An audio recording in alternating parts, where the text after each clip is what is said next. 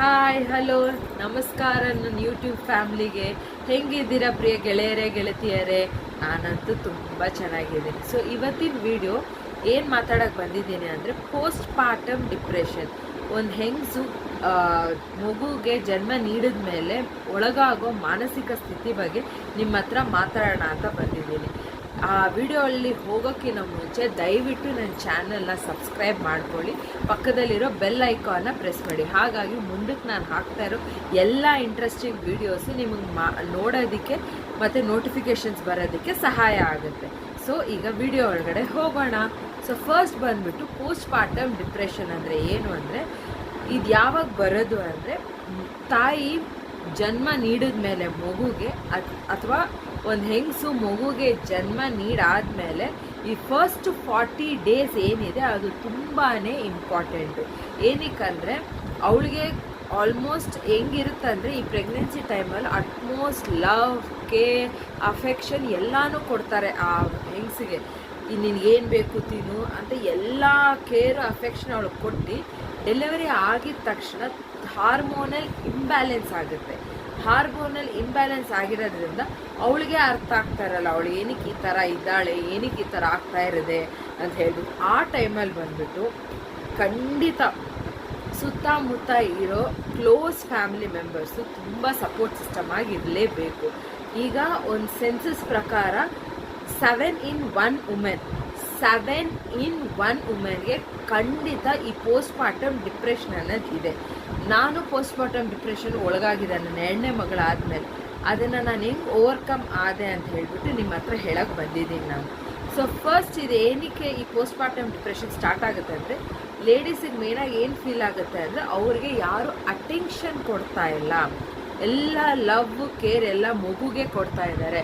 ಯಾವಾಗಲೂ ನೀನು ಮಗುನೇ ನೋಡ್ಕೋಬೇಕು, ನೀನು ಚೆನ್ನಾಗಿ ತಿಂದು ಮಗುಗೆ ಹಾಲು ಬರುತ್ತೆ, ನೀನು ಚೆನ್ನಾಗಿ ತಿಂದಿಲ್ಲ ಅಂದರೆ ಮಗುಗೆ ಹಾಲು ಬರೋದು, ನೀನು ಹಿಂಗೆ ಇದ್ದರೆ ಮಗು ಮಲ್ಕೊಳ್ಳೋವಾಗೆ ನೀನು ಮಲ್ಕೋಬೇಕು.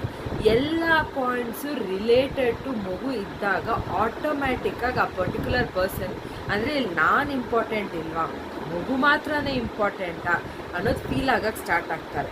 ಮತ್ತು ಯಾವಾಗಲೂ ಅವ್ರು ಈ ಫಸ್ಟ್ 40 ಡೇಸ್ ಏನಕ್ಕೆ ಇಂಪಾರ್ಟೆಂಟ್ ಅಂತ ಹೇಳಿದೆ ಅಂದರೆ, ಈ ಫಸ್ಟ್ 40 ಡೇಸು ಅವ್ರನ್ನ 4 ಗೋಡೆ ಮಧ್ಯದಲ್ಲಿ ಇರೋದ್ರಿಂದ ಅವ್ರಿಗೆ ಔಟ್ಸೈಡ್ ವರ್ಲ್ಡ್ ಅನ್ನೋದು ಕಾಂಟ್ಯಾಕ್ಟ್ ಅಷ್ಟಾಗಿರಲ್ಲ. ಸೊ ಅವ್ರಿಗೆ ಏನು ಆಗ್ತಾಯಿದೆ ಅಂತ ಗೊತ್ತಾಗಿರಲ್ಲ. ಅವ್ರೊಂದು ಕನ್ಫೈನ್ಡ್ ವಾಲ್ ಒಳಗಡೆ ಇರೋದ್ರಿಂದ ಅವ್ರಿಗೆ ಅದು ಫೀಲ್ ಆಗೋಕ್ಕೆ ಸ್ಟಾರ್ಟ್ ಆಗುತ್ತೆ.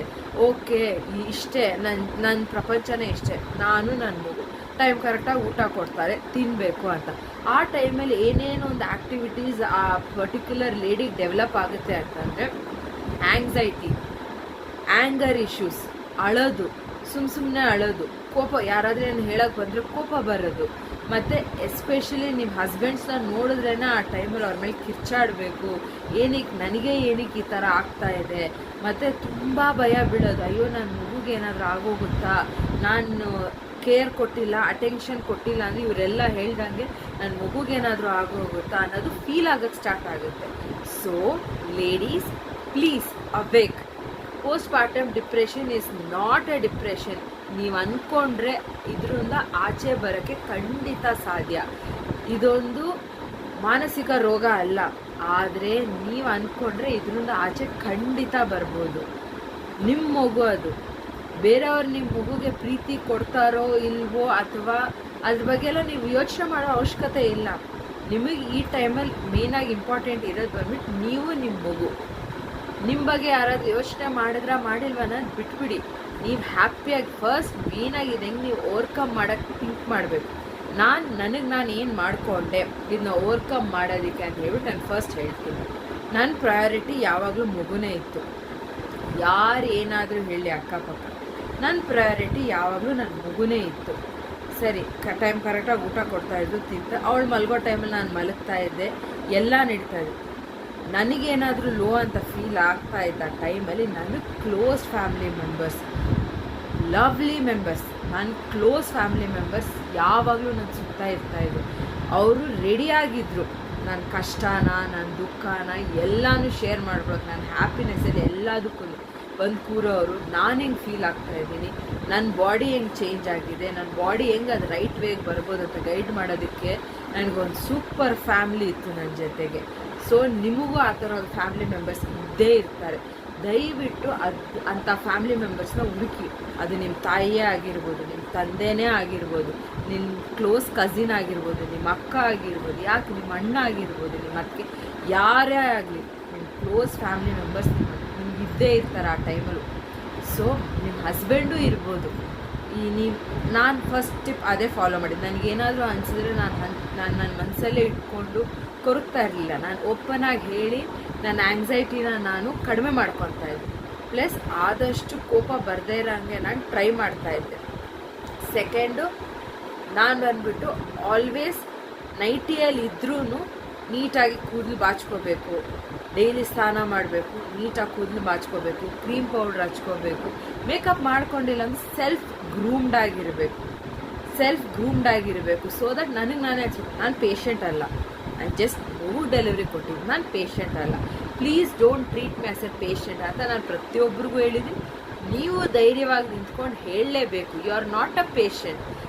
ನೀವು ಇನ್ನೊಂದು ಮಗುಗೆ ಜನ್ಮ ಕೊಟ್ಟಿದ್ದೀರಾ ಅಷ್ಟೇ. ಸೊ ನಿಮ್ಮನ್ನ ನೀವು ಸೆಲ್ಫ್ ಗ್ರೂಮ್ಡಾಗಿ ಇಟ್ಕೊಳ್ಳಿ. ನೀವು ಅಟ್ಲೀಸ್ಟ್ ಒಂದು ತಲೆ ಬಾಚ್ಕೊಳ್ಳೋದು, ಒಂದು ನೀಟಾಗಿ ಫೇಸ್ ವಾಶ್ ಮಾಡ್ಕೊಂಡು ಕ್ರೀಮ್ ಪೌಡ್ರ್ ಹಾಕೊಂಡು ಒಂದು ಬೊಟ್ಟಿಟ್ಕೊಳ್ಳೋದು. ಸೊ ಇದೆಲ್ಲ ಬಂದ್ಬಿಟ್ಟು ನಿಮ್ಗೊಂದು ಪಾಸಿಟಿವ್ ವೈಬ್ಸ್ ಕೊಡುತ್ತೆ. ಯಾವಾಗಲೂ ಬೇಜಾರಲ್ಲಿರೋದು, ತಲೆ ಗಂಟು ಹಾಕ್ಕೊಂಡಿರೋದು, ಈ ಥರ ಇದ್ದರೆ ನಿಮ್ಗೆ ಇನ್ನೂ ನೆಗೆಟಿವಿಟಿಗೆ, ಡಿಪ್ರೆಷನ್ಗೆ ಇನ್ನೂ ಒಳಗಾಗ್ತೀರ ನೀವು. ಇದು ನಾನು ಫಾಲೋ ಮಾಡಿ. ಮೂರನೇದು ಬಂದ್ಬಿಟ್ಟು ನಾನು ಏನು ಫಾಲೋ ಮಾಡಿದೆ ಅಂತಂದರೆ, ಇದು ನೈಟಿಯಲ್ಲಿ ನೀವು ಎಷ್ಟೇ ಇದ್ರೂ ಯಾವುದೋ ಒಂದು ಪರ್ಟಿಕ್ಯುಲರ್ ಟೈಮಲ್ಲಿ ನಿಮ್ಮ ಡ್ರೆಸ್ನ ನೀವು ಚೇಂಜ್ ಮಾಡಿಕೊಂಡು ಒಂದು ಒಳ್ಳೆ ಕುರ್ತಿ, ಲೆಗ್ಗಿನೋ ಫಸ್ಟ್ 40 ಡೇಸ್ ಆಗಲ್ಲ. ಅದಾದಮೇಲೆ ನಿಮ್ಮ ಕೈಯಲ್ಲಿ ಆಗೋಷ್ಟು ನೀವು ಯಾವುದನ್ನ ಒಂದು ಒಳ್ಳೆ ಡ್ರೆಸ್ ಹಾಕ್ಕೊಳ್ಳೋದು, ಮತ್ತು ಒಂದು ಸ್ವಲ್ಪ ಹೊತ್ತು ಮಗು ಮಲಗಿದಾಗ ಒಂದು ವಾಕಿಂಗ್ ಮಾಡೋದು, ಒಂದು ಒಳ್ಳೆ ಟಿ ವಿಯಲ್ಲಿ ಒಂದು ಹಾಡು ನೋಡೋದು, ಒಂದು ಫೋನಲ್ಲಿ ಒಂದು ಹಾಡು ಕೇಳೋದು, ಈ ಥರ ನಿಮ್ಮಲ್ಲಿ ನೀವು ಒಂದು ಪಾಸಿಟಿವಿಟಿನ ಬೆಳೆಸ್ಕೊಂಡು ಹೋಗಬೇಕು. ನೀವು ಎಷ್ಟು ನಿಮ್ಮಲ್ಲಿ ನೀವು ಪಾಸಿಟಿವ್ ಆಗಿರ್ತೀರೋ ಇದನ್ನೆಲ್ಲ ನೀವು ಆಚೆ ಬರೋಕ್ಕೆ ಸಾಧ್ಯ. ನಾನು ಅಷ್ಟೇ, ಬೆಳಗ್ಗೆಯಿಂದ ನಾನು ಸಂಜೆ ತನಕ ನಾನು ನೈಟಿಯಲ್ಲಿದ್ದು, ಒಂದು ಈವ್ನಿಂಗ್ 6 to 8 o'clock ನಾನೊಂದು ಒಳ್ಳೆ ಚೂಡಿದಾರ ಹಾಕ್ಕೊಂಡು ಎಲ್ಲೂ ಹೋಗಲ್ಲ. ನಾನು ಹಾಲಲ್ಲಿ ಕೂತ್ಕೊಳ್ತಾ ಇದ್ದೆ, ನಮ್ಮ ಮಮ್ಮಿ ಜೊತೆ ಟೈಮ್ ಸ್ಪೆಂಡ್ ಮಾಡ್ತಾ ಇದ್ದೆ, ಕಾಫಿ ಕುಡಿತಾ ಇದ್ದೆ, ಅವ್ರ ಭಕ್ತಿ ಚಾನಲ್ ಹಾಕ್ತಾಯಿದ್ರು, ಒಂದು ಒಳ್ಳೆ ದೇವ್ರದ್ದು ಭಕ್ತಿಗೀತೆ ನೋಡ್ತಾ ಇದ್ದೆ. ನಿಮಗೆ ಯಾವುದಾದ್ರೂ ಬೇರೆ ಹಾಡು ನೋಡ್ಬೇಕನ್ನಿಸ್ತಾ ನೋಡಿ, ನಿಮ್ಮ ಟೈಮ್ನ ನೀವು ಚೆನ್ನಾಗಿ ಎಂಜಾಯ್ ಮಾಡಿ. ಮತ್ತು ಖಂಡಿತ ಇನ್ನೊಂದು ಪಾಯಿಂಟ್ ನೀವು ನೆನಪಿಟ್ಕೋಬೇಕಾಗಿರೋದು ಏನಂದರೆ, ನಿಮಗೆ ನೀವು ಪರ್ಸ್ನಲ್ ಟೈಮ್ ಕೊಡಿ. ಮಗು ಮಲ್ಕೊಂಡಾದ್ಮೇಲೆ ನಿಮಗಂತ ಒಂದು ಪರ್ಸ್ನಲ್ ಟೈಮ್ ಸಿಗುತ್ತೆ.